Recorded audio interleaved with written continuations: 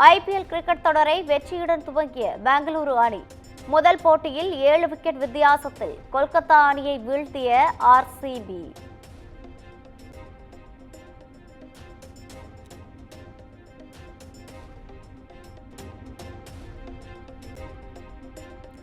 சென்னை சேப்பாக்கத்தில் இன்று Chennai super Kings Mumbai அணிக்கு இடையேயான போட்டி. தங்கள் அணி வெற்றி பெற வேண்டும் என்று ஆவலுடன் எதிர்பார்க்கும் சிஎஸ்கே எம்ஐ ஃபேன்ஸ்.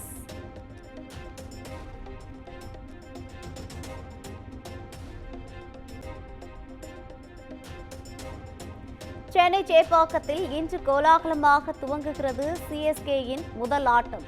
தொடக்க விழாவில் இசை நிகழ்ச்சியை அரங்கேற்றுகிறார் இசையமைப்பாளர் அனிருத்.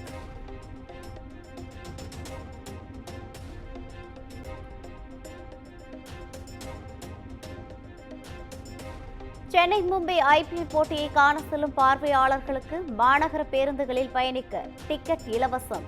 போட்டிக்கான நுழைவுச் சீட்டை காண்பித்து மெட்ரோவிலும் பயணிக்கவும் ஏற்பாடு.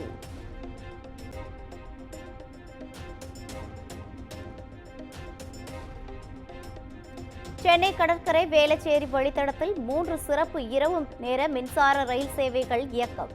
ஐபிஎல் கிரிக்கெட் போட்டியை காண சென்ற ரசிகர்கள் வீடு திரும்ப வசதிக்காக தெற்கு ரயில்வே ஏற்பாடு.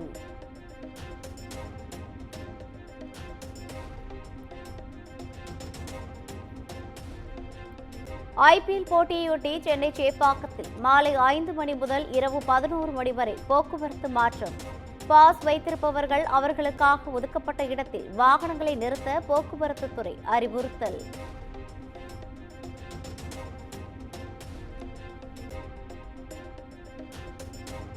மக்கள் தொகை அடிப்படையிலான தொகுதி மறுசீரமைப்பை ஏற்க முடியாது என தொகுதி மறுசீரமைப்புக்கு எதிரான கூட்டத்தில் முதலமைச்சர் மு.க.ஸ்டாலின் திட்டவட்டம். இது வெறும் எண்ணிக்கையை பற்றியது மட்டுமல்ல, எதிர்கால நலன்களை உள்ளடக்கியது என்றும் பேச்சு.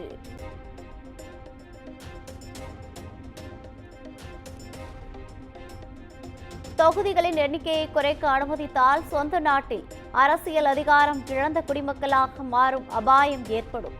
சாதாரணமாக கடந்து போகக்கூடாது எனவும் தொகுதி மறுசீரமைப்புக்கு எதிரான கூட்டத்தில் முதலமைச்சர் மு.க.ஸ்டாலின் பேச்சு.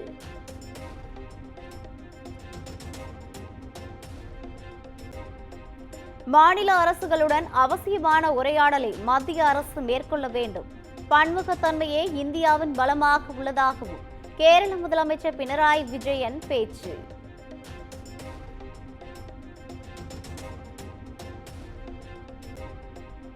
தொகுதி மறுசீரமைப்பு மூலம் இந்தி பேசும் மாநிலங்களை வைத்து ஆட்சியை பிடிக்க பாஜக திட்டம். தொகுதி மறுசீரமைப்பால் மக்களவையில் பஞ்சாபின் சதவீதம் குறையும் என்று பஞ்சாப் முதலமைச்சர் பகவத் மான் பேட்டி.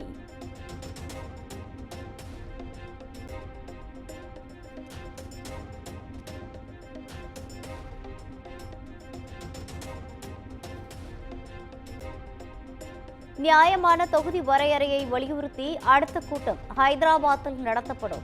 தெலுங்கானா முதலமைச்சர் ரேவேந்தர் ரெட்டி அறிவிப்பு.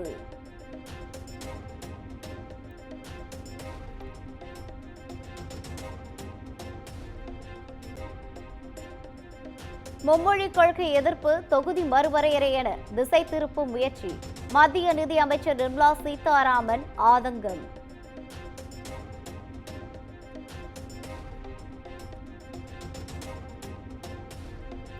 தமிழ்நாட்டை எந்த தமிழனும் உருவாக்கவில்லை, ஆங்கிலேயர்களால் உருவாக்கப்பட்டது. RSS நிறுவனர் ஹெட்கேவர் வாழ்க்கை வரலாறு புத்தக வெளியீட்டு விழாவில் தமிழகத்தைச் சேர்ந்த மகாராஷ்டிரா ஆளுநரான CP ராதாகிருஷ்ணன் பேச்சு.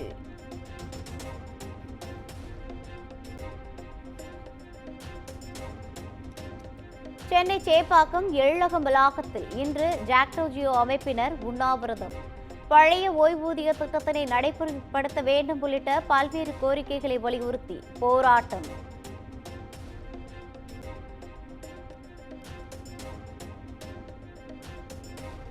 வளிமண்டல கீழடுக்கு சுழற்சி காரணமாக தமிழகத்தில் இன்று லேசானது முதல் மிதமான மழைக்கு வாய்ப்பு. சென்னை வானிலை ஆய்வு மையம் தகவல்.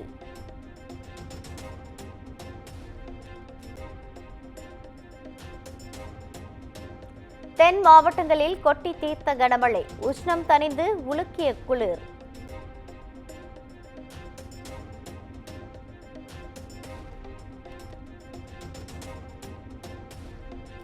கர்நாடகா மாநிலம் பெங்களூருவில் சூறைக்காற்றுடன் பெய்த கனமழை.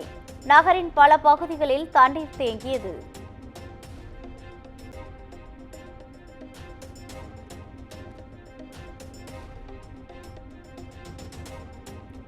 கர்நாடகா மாநிலம் பெங்களூருவில் கொட்டி தீர்த்த கனமழையால் விமான சேவை பாதிப்பு.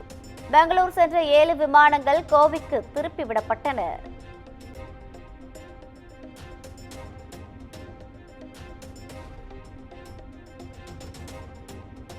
திருவண்ணாமலை மாவட்டம் செய்யாறு அருகே திமுக பொதுக்கூட்டத்தில் திமுகவின் திட்டங்களை பட்டியலிட்டு பேசிய ஆரணி எம்பி. மேடை முன் வந்து பாமகவை சேர்ந்தவர்கள் எதிர்ப்பு கோஷமிட்டதால் கூட்டத்தில் சலசலப்பு, வாக்குவாதம்.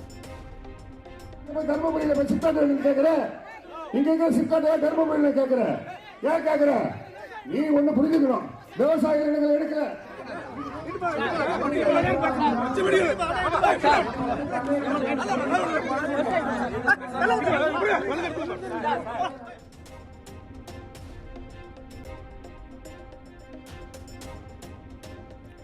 மும்மொழிக் கொள்கை குறித்த நடைமுறை தெரியாமல் பாஜக தலைவர் அண்ணாமலை உளறுகிறார். காங்கிரஸ் நாடாளுமன்ற உறுப்பினர் கார்த்திக் சிதம்பரம் தாக்கு.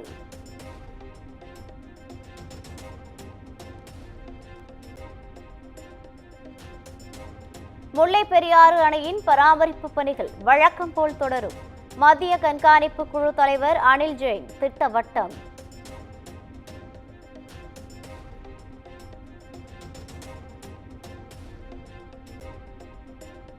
கடலூர் மாநகராட்சியில் கடப்பாறையுடன் சென்று மக்களிடம் வரி வசூலில் ஈடுபட்ட விவகாரம். 2 மாநகராட்சி ஊழியர்களை சஸ்பெண்ட் செய்து ஆணையர் உத்தரவு.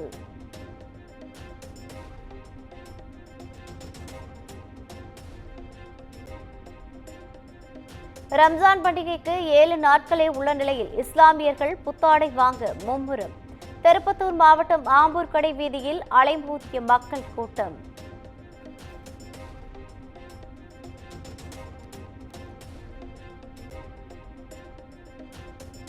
கேரள மாநிலம் கோழிக்கோடு தொட்டில் பாலத்தில் புத்தாடை வாங்க சென்ற சிறுவன் மீது தாக்குதல்.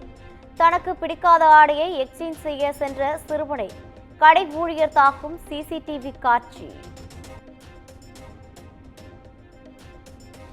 நாக்பூரில் அவுரங்கசீப்பின் கல்லறையை இடிக்க வேண்டும் என்று வன்முறையில் ஈடுபட்ட சம்பவம். சேதங்களுக்கும் கலவரக்காரர்களுக்கும் பணம் செலுத்த வேண்டியிருக்கும் என்று மகாராஷ்டிர முதலமைச்சர் தேவேந்திர பட்னாவிஸ் எச்சரிக்கை.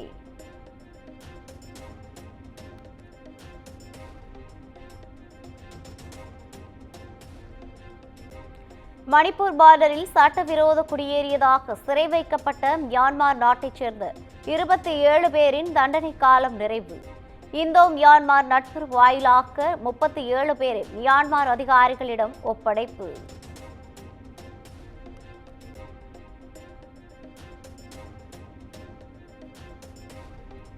அமெரிக்காவிலிருந்து மேலும் 5,32,000 பேரை நாடு கடத்த திட்டம். நாட்டை விட்டு தானாக வெளியேற ஏப்ரல் 24ஆம் தேதி வரை கெடு விதித்த அமெரிக்க அதிபர் டிரம்ப்.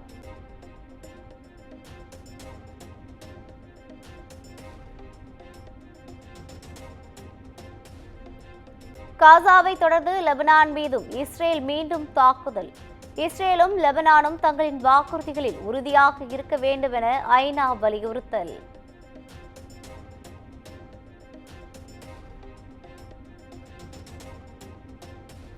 நைஜர் நாட்டில் மசூதி மீது பயங்கரவாத தாக்குதல். 44 பேர் உயிரிழப்பு, 13 பேர் படுகாயம்.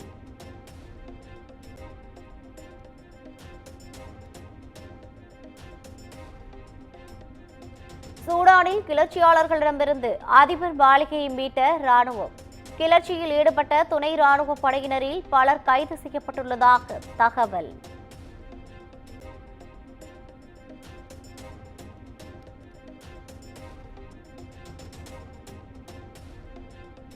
சுவிட்சர்லாந்து ஓபன் பேட்மிண்டன் போட்டி ஆண்கள் ஒற்றையர் பிரிவு காலிறுதி ஆட்டத்தில் தமிழக வீரர் சங்கர் சுப்பிரமணியன் தோல்வி.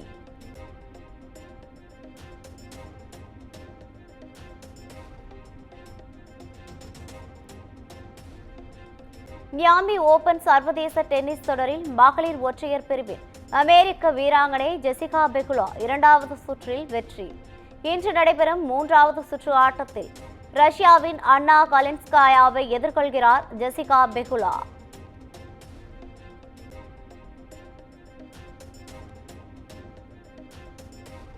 மணிரத்னம் இயக்கத்தில் கமல்ஹாசன், சிலம்பரசன் உள்ளிட்டோர் நடிக்கும் தக் லைஃப் திரைப்படம். படத்தின் முதல் பாடல் விரைவில் வெளியாகும் என புதிய போஸ்டரை பகிர்ந்து படக்குழு அறிவிப்பு.